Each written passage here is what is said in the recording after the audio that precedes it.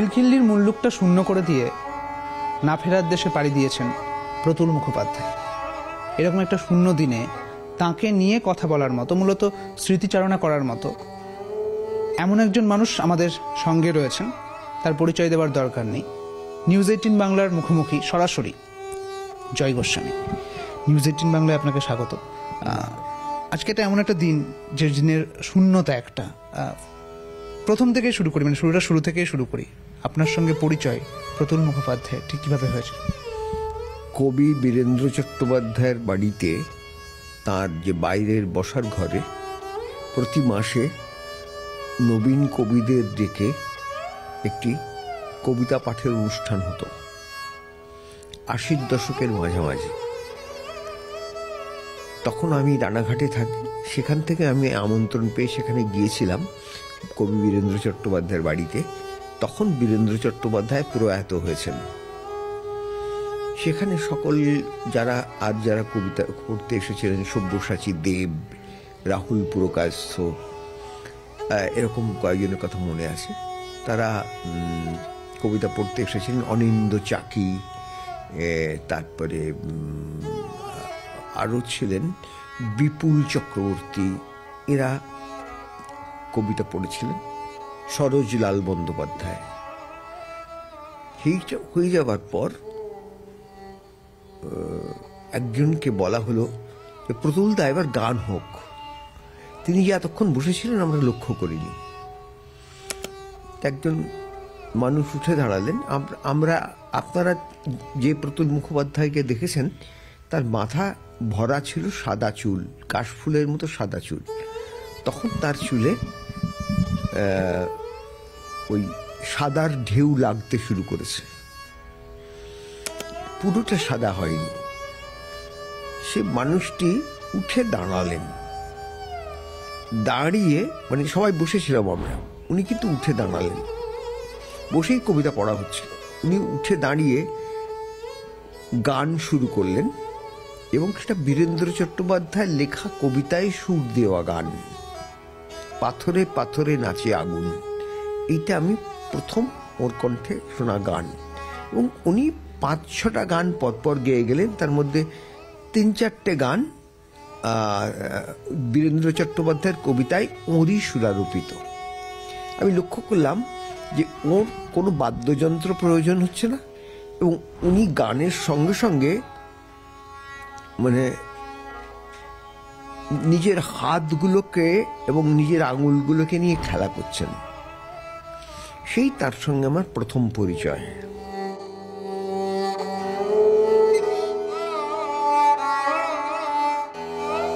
মরা ডালে দুলছে লাল সাদা ফুল, এই অংশটায় উনি কেদার রাগের একটা অংশ ব্যবহার করলেন। এটা দেখে আমি খুব চমকে গেলাম। উনি যখন নেমে এলেন মঞ্চ থেকে, তখন আমি গিয়ে বললাম আপনি এখানে, এটা ওকে বললাম আর কি। তো উনি খুব ইন্সপায়ার্ড হলেন, এবং ওইখানে তখন মঞ্চে বক্তৃতা চলছে, ওইখানে উনি আরেকটা গান, যেখানে উনি ওই সিন্ধু ভৈরবীতে সুর দিয়েছেন, সেই গানটা শোনাতে লাগলেন। মঞ্চে বক্তৃতা হয়ে চলেছে, কিন্তু অর্থাৎ উনি ভেতরে সম্পূর্ণাঙ্গ একজন শিল্পী ছিলেন।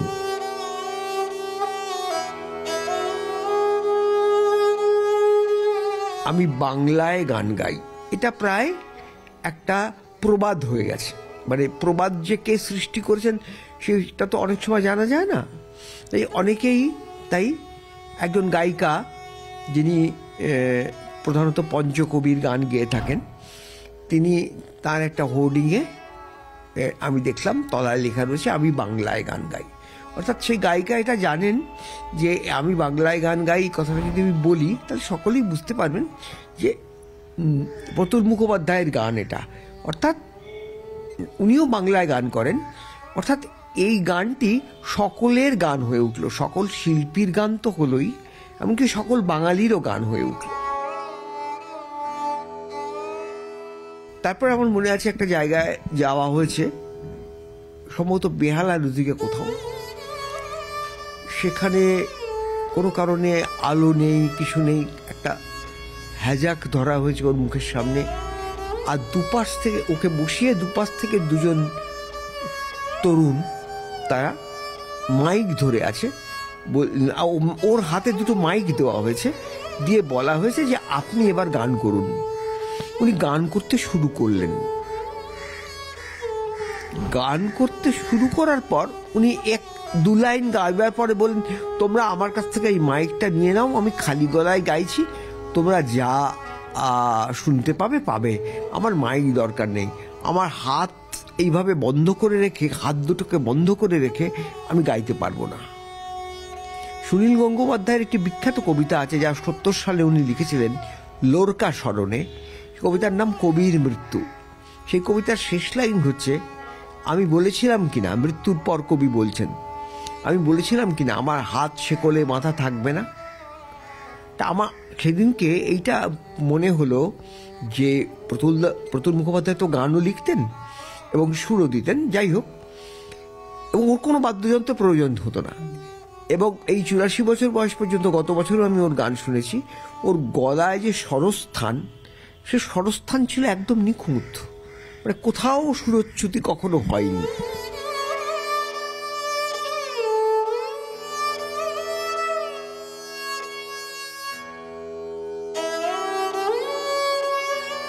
কবির একটা দৃষ্টিভঙ্গি থাকে এবং একটা বন্ধুত্ব যখন হয় তখন একটা সম্পর্ক তৈরি হয়। সেখানে দাঁড়িয়ে একজন শুধুমাত্র প্রতুল মুখোপাধ্যায় হিসেবে যদি ধরি, তাকে আপনি মানে কবির চোখে যদি বলি, তাহলে কিভাবে দেখলেন, কিভাবে বিচার করলেন? আমি দেখেছি যে তিনি ছিলেন আদ্যন্ত গানে ডুবে থাকা একজন মানুষ।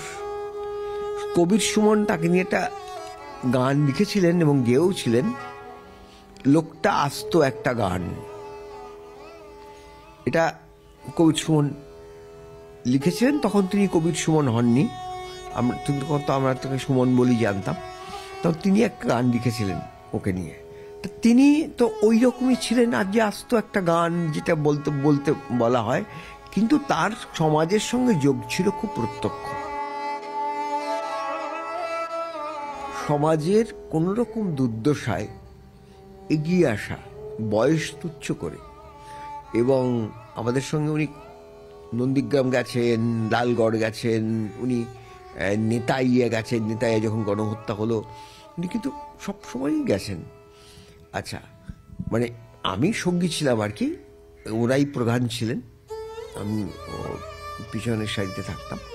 কিন্তু এমনকি মহাশ্বেতা দেবীও গেছেন ওই বয়সে, এবং মহাশ্বেতা দেবীও প্রতুলদার মানে প্রতুল মুখোপাধ্যায়ের গান, প্রতুলদা বলা উচিত নয়, প্রতুল মুখোপাধ্যায়ের গান ভালোবাসতেন। তা এটা আমি বলবো যে উনি একটা অনন্য শিল্পী, একজন অনন্য সঙ্গীত শিল্পী ছিলেন, যার কোনো সহযোগী বাদ্যযন্ত্রের প্রয়োজন হতো না। নানা রকমের গান গাইতেন, এমনকি রবীন্দ্রনাথের গানও উনি গাইতেন খুব সুন্দর। উনি সলিল চৌধুরীর গানও খুব সুন্দর গাইতেন। এবং ওই মানুষটির নিজের দুটি হাত ছাড়া কোনো সহযোগী যন্ত্রের প্রয়োজন হতো না। ওর সহযোগী যন্ত্র ছিল ওর দুটি হাত, তার সঞ্চালন। কোথাও গিয়ে যখন প্রতুল মুখোপাধ্যায়ের গানগুলোর ক্ষেত্রে আপনার সবচেয়ে প্রিয় গান কোনগুলি রয়েছে? অনেক গান আছে। উনি হয়তো একটা গানের জন্যে উনি খুবই, যেটা বললাম, প্রবাদ হয়ে গেছে, আমি বাংলায় গান গাই, কিন্তু এই যে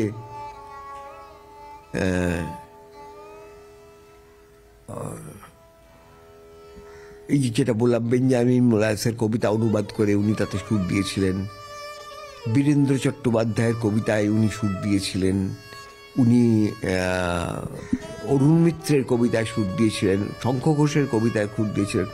এমন এমন সব কবিতায় উনি সুর দিয়েছেন যেগুলি এক সুর করা যায় বা গান গাওয়া যায়, ভাবতে পারা যায় না, কিন্তু উনি সেটা করেছেন।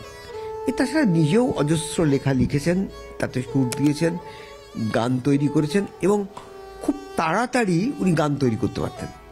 এটা কিন্তু কবির সুমনও পারেন, খুব তাড়াতাড়ি গান তৈরি করতে পারেন, মানে কথা বলতে বলতেই প্রায় গান তৈরি হয়ে যায়।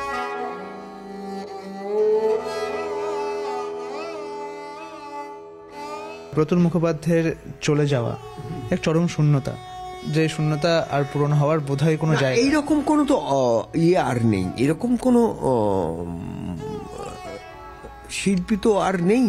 মানে একদিকে কবির সুমন আছেন, সেটা একটা মস্ত বড় ব্যাপার, কিন্তু কবির সুমন শুধু একটা গিটার নেন, আর যখন উনি বাংলা খেয়াল পরিবেশন করেন তখন তো তার জন্য তালবাদ্য তার দরকার হয়, যেটা উনি পরবর্তী জীবনে, কবির সুমন তো একরকম পথে সারা জীবন চলেননি, ওর গানের পথটা নানা রকম বাঁক নিয়েছে। তা ওই একাই ওই যে 80-র দশকের মাঝামাঝি 86 সালে আমি দেখেছিলাম যে বীরেন্দ্র চট্টোপাধ্যায়ের বাড়িতে কবিতা, সবাই কবিতা পড়ার পর একজনকে অনুরোধ করা হলো যে প্রতুলদা আপনি গান করুন। তখন একজন ব্যক্তি উঠে দাঁড়ালেন, সবাই বসে বসেই কবিতা পড়ছিলেন, অন্য একজনও গান করেছিলেন কিন্তু সেই গণসঙ্গীত, কিন্তু তিনি বসেই করেছিলেন। প্রতুল মুখোপাধ্যায় সবচেয়ে শেষে উঠে দাঁড়ালেন, তার মাথায় তখন কাঁচা পাকা চুল। সেই মানুষটি উঠে গান গাইতে আরম্ভ করলেন, তখন দেখলাম তার হাতের সঞ্চালন, ওই হাতের সঞ্চালনের মধ্যে উনি গান আর নাচ এই দুটোকেই যেন একসঙ্গে মিলিয়ে দিয়েছিলেন, যার জন্য দর্শকের মধ্যে একটা সম্মোহন তৈরি হতো। উনি যখন গান গাইতেন, ওর সঙ্গে তো কোনো মানে আমি ওকে যেখানে যেখানে গান গাইতে দেখেছি একদম রাস্তার মধ্যে, কোনো আলোক সম্পাত নেই, কোনো মানে এসব কিচ্ছু ব্যাপার, কোনো কোনো সহযোগী মানে বাদ্যযন্ত্রী নেই, কিন্তু ওর যে ওই হাতটা নাড়িয়ে গান গেয়ে চলার যে ভঙ্গিটা, মুখের যে ভঙ্গিটা, সব কিছু সবটা মিলিয়ে এমন একটা পারফরমেন্স যে ওই রকম পারফর্মার আর রইল না। শেষ দুটো লাইন যদি তার জন্য আপনি যদি কিছু বলেন।